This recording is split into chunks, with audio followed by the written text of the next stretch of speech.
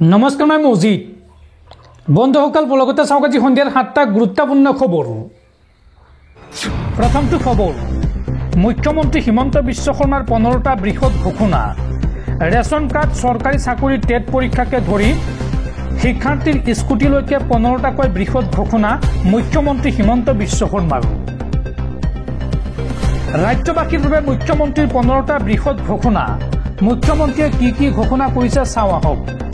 Ration card, ADR পৰীক্ষা, graduate শিক্ষাৰ্থী আৰু টেট পৰীক্ষাক লৈ ডাঙৰ ঘোষণা মুখ্যমন্ত্ৰীৰ। এতিয়াৰ পৰা ৰেচন কাৰ্ড থাকিলে নামভৰ্তিৰ বাবে নালাগে আয়ৰ প্ৰমাণ পত্ৰ, অৰ্থাৎ ইনকাম চাৰ্টিফিকেট নালাগে। দৰিদ্ৰ ছাত্ৰ ছাত্ৰীৰ মহাবিদ্যালয়, বিশ্ববিদ্যালয়ত হ'ব বিনামূলীয়া নামভৰ্তি। 15 জুনৰ পৰা আৰম্ভ হ'ব এডিআৰিৰ দ্বিতীয় পৰ্যায়ৰ পৰীক্ষা, অৰ্থাৎ মৌখিক পৰীক্ষা, আৰু এমাহৰ ভিতৰত সম্পূৰ্ণ হ'ব এই প্ৰক্ৰিয়া। 2 এদিনৰ ভিতৰত আনুষ্ঠানিকভাৱে দিন ঘোষণা কৰিব ৰাজ্য চৰকাৰে। আৰু ছেপ্টেম্বৰ মাহত 25,000 যুৱ ব্যৱসায়ীয়ে লাভ কৰিব 1 লাখকৈ টকা। মুখ্যমন্ত্ৰীৰ আত্মনিৰ্ভৰ আঁচনিৰ জৰিয়তে প্ৰদান কৰা হ'ব এই ধন। আৰু আগষ্টত চৰকাৰে কৰিব ব্যৱসায় পৰিদৰ্শন, অৰ্থাৎ এই টকালৈ যিসকল যুৱকে ব্যৱসায় কৰিছে বা এই টকা যিসকল যুৱকে ল'ব, সেই যুৱকসকলে টকালৈ কি কৰিছে সেয়া পৰিদৰ্শন কৰিব চৰকাৰী বিষয়াসকলে। আৰু সফলতাৰে ব্যৱসায় কৰা সকলক 1 লাখকৈ টকা পুনৰ প্ৰদান কৰা হ'ব। আৰু নতুনকৈ আবেদন কৰা সকলে 30 মেৰ ভিতৰত সম্পূৰ্ণ কৰিব লাগিব ইণ্টাৰভিউ। ইণ্টাৰভিউ শেষ হ'লেই পৰৱৰ্তী পৰ্যায়ত 75,000 যুৱক যুৱতীক দিয়া হ'ব ধন। আৰু 5 জুনত প্ৰকাশ পাব স্নাতকোত্তৰ শিক্ষক পদৰ পৰীক্ষাৰ ফলাফল। 2টা পদৰে প্ৰভিজনেল তালিকা প্ৰকাশ পাব অহা 5 জুনত। আৰু তাৰ পিছতে উত্তীৰ্ণ প্ৰাৰ্থীসকলৰ তথ্য পৰীক্ষা কৰা হ'ব। আৰু জুন মাহৰ প্ৰথম সপ্তাহত 3য়-4ৰ্থ বৰ্গৰ কৰ্মচাৰীৰ বদলিৰ নিৰ্দেশনা প্ৰকাশ পাব। আৰু লগতে স্নাতক শিক্ষাৰ্থীৰ বাবে জুন মাহত মুকলি কৰি দিয়া হ'ব জীৱন প্ৰেৰণা আঁচনিৰ পৰ্টেল। আৰু এই পৰ্টেলৰ জৰিয়তে আবেদনকাৰী শিক্ষাৰ্থীয়ে মাহিলী 2,500 টকাকৈ লাভ কৰিব। আৰু লগতে উচ্চতৰ মাধ্যমিকৰ চূড়ান্ত পৰীক্ষাত 80% নম্বৰ পোৱা শিক্ষাৰ্থীসকলক দিয়া হ'ব এইবাৰ স্কুটি। আৰু ছাত্ৰীসকলক কলেজত নামভৰ্তি কৰিলে ছাত্ৰীসকলক দিয়া হ'ব নিযুত মইনা আঁচনিৰ ধন। এইসমূহ বৃহৎ ঘোষণা কৰিছে ৰাজ্যৰ মুখ্যমন্ত্ৰী ডক্টৰ হিমন্ত বিশ্ব শৰ্মাই। পৰৱৰ্তী খবৰ, পাকিস্তানৰ পিছত এইবাৰ বাংলাদেশৰ বিৰুদ্ধে একশ্যন মোডত ভাৰত চৰকাৰ। পাকিস্তানক সমৰ্থন কৰা বাংলাদেশ এতিয়া পৰিছে শলঠেকত। বৃহৎ অৰ্থনৈতিক লোকচানৰ দিশে বাংলাদেশ। হাজাৰ কোটি টকাৰ লোকচান বাংলাদেশৰ। ভাৰতৰ কঠোৰ স্থিতিৰ বাবে বাংলাদেশত এতিয়া বাজিছে বিপদ ঘণ্টা। পাকিস্তানৰে হোৱা বিবাদৰ পিছতে একশ্যন মোডত ভাৰত চৰকাৰ। ভাৰতৰ কঠোৰ স্থিতিৰ পিছতে বিপদত পৰিছে বাংলাদেশ। পাকিস্তানক সমৰ্থন কৰা বাংলাদেশ এতিয়া পৰিছে শলঠেকত। ৰঙা চীনৰ সৈতে বন্ধুত্ব কৰাৰ পৰিণাম ভুগিছে বাংলাদেশে। অৰ্থনৈতিক সংকটে দেখা দিছে চুবুৰীয়া ৰাষ্ট্ৰ বাংলাদেশত। ভাৰতৰ একশ্যনৰ পিছতে বৃহৎ অৰ্থনৈতিক লোকচানৰ দিশে বাংলাদেশ। বাংলাদেশৰ 6,581 কোটি টকাৰ সামগ্ৰীৰ লোকচান হোৱাৰ আশংকা প্ৰকাশ কৰা হৈছে। GTRIৰ এক প্ৰতিবেদনত প্ৰকাশ পাইছে এই তথ্য। উল্লেখযোগ্য যে 17 মেত বাংলাদেশৰ বিৰুদ্ধে ডাঙৰ সিদ্ধান্ত লৈছিল ভাৰত চৰকাৰে। ভাৰতত নিষেধাজ্ঞা আৰোপ কৰিছিল বাংলাদেশী সামগ্ৰী। নিষিদ্ধ কৰিছিল ফলৰ সোৱাদযুক্ত পানীয়, স্নেক্স, চিপছ আদি। কপাহজাত সামগ্ৰী, প্লাষ্টিক, PVC, ৰং, কাঠৰ সামগ্ৰী নিষিদ্ধ কৰিছিল ভাৰত চৰকাৰে। আৰু তাৰ পিছতে এতিয়া হাজাৰ কোটি টকাৰ লোকচান হৈছে বাংলাদেশৰ। পৰৱৰ্তী খবৰ, শক্তি বৃদ্ধি পালে কংগ্ৰেছৰ। 2026 বিধানসভা নিৰ্বাচনৰ পূৰ্বে অকপ বিজেপি ত্যাগ কৰি প্ৰায় শতাধিক নেতাকৰ্মীয়ে যোগদান কৰিলে কংগ্ৰেছত। পঞ্চায়ত নিৰ্বাচনৰ পিছতে শক্তি বৃদ্ধি পালে কংগ্ৰেছৰ। 2026 বিধানসভা নিৰ্বাচনৰ পূৰ্বে কংগ্ৰেছত যোগদানৰ জোৱাৰ।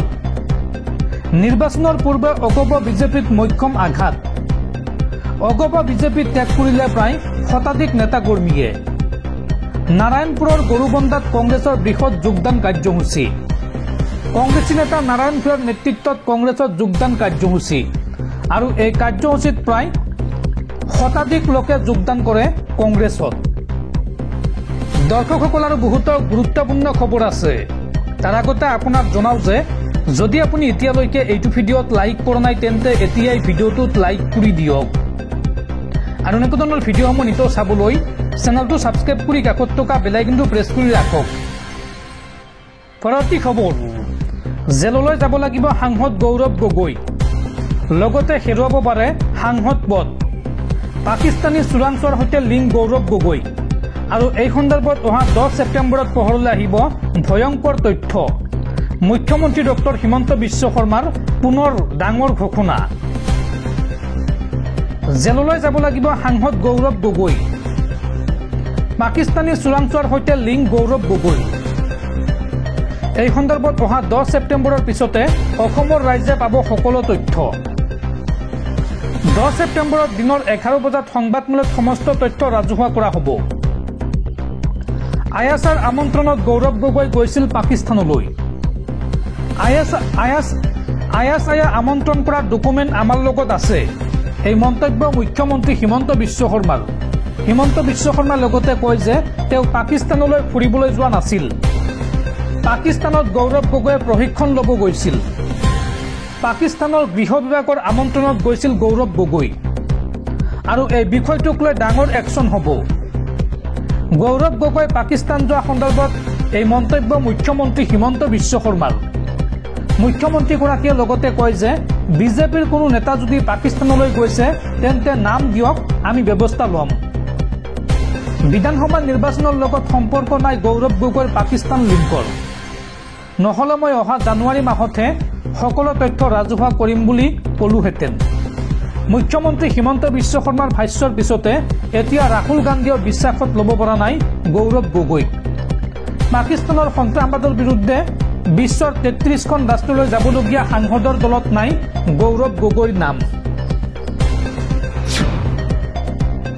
পৰৱৰ্তী খবৰ সদৰ্শন ছাত্ৰ সন্থাৰ প্ৰাক্তন সাধাৰণ সম্পাদক শংকৰজ্যোতি বৰুৱাক গ্ৰেপ্তাৰ এটা পেট্ৰল পাম্পৰ কৰ্মচাৰীক মাৰপিটৰ অভিযোগত শংকৰজ্যোতি বৰুৱাক গ্ৰেপ্তাৰ কৰিছে আৰক্ষীয়ে পৰৱৰ্তী খবৰ পাকিস্তানত পুনৰ ভয়ংকৰ ঘটনা পুনৰ বোমাৰে উৰুৱাই দিয়া হ'ল পাকিস্তানী সেনাৰ বাহন আৰু এই ভয়ংকৰ বিস্ফোৰণত মৃত্যু হৈছে 4জন পাকিস্তানী সেনাৰ বেলুচিস্তান লিবাৰেশ্যন আৰ্মীয়ে এই ভয়ংকৰ কাণ্ড কৰাৰ সন্দেহ বোমাৰে উৰুৱাই দিয়া হ'ল পাকিস্তানী সেনাৰ বাহন আৰু এই ভয়ংকৰ বিস্ফোৰণত প্ৰাণ গ'ল 4জন পাকিস্তানী সেনাৰ বেলুচিস্তানৰ কিলা আব্দুল্লাহ জিলাত এই ভয়ংকৰ বিস্ফোৰণৰ ঘটনা সংঘটিত হৈছে চীন পাকিস্তান ইকনমিক কৰিডৰত এই ঘটনা সংঘটিত হৈছে আৰু বিস্ফোৰণৰ পিছতে সমগ্ৰ অঞ্চলত জৰুৰীকালীন অৱস্থা ঘোষণা কৰা হৈছে বেলুচিস্তান লিবাৰেশ্যন আৰ্মী চমুকৈ বিএলএয়ে এই বিস্ফোৰণ সংঘটিত কৰাৰ সন্দেহ কৰা হৈছে উল্লেখযোগ্য যে পাকিস্তানত বেলুচিস্তান লিবাৰেশ্যন আৰ্মী চমুকৈ বিএলএয়ে বাৰে বাৰে কৰি আহিছে আক্ৰমণ আৰু পাকিস্তানী সেনাক টাৰ্গেট কৰি আক্ৰমণ চলাই বেলুচিস্তান লিবাৰেশ্যন আৰ্মীয়ে পৰৱৰ্তী খবৰ স্থানান্তৰ কৰা হ'ব গুৱাহাটী মহানগৰীৰ ফেঞ্চি বজাৰ গুৱাহাটীৰ বানপানী আৰু যান-জঁট দূৰ কৰিবলৈ এই পৰিকল্পনা চৰকাৰৰ আৰু এই সন্দৰ্ভত সংশ্লিষ্ট বিভাগ আৰু সংগঠনৰ প্ৰতিনিধিৰ সৈতে ৰাজ্য চৰকাৰৰ গুৰুত্বপূৰ্ণ বৈঠক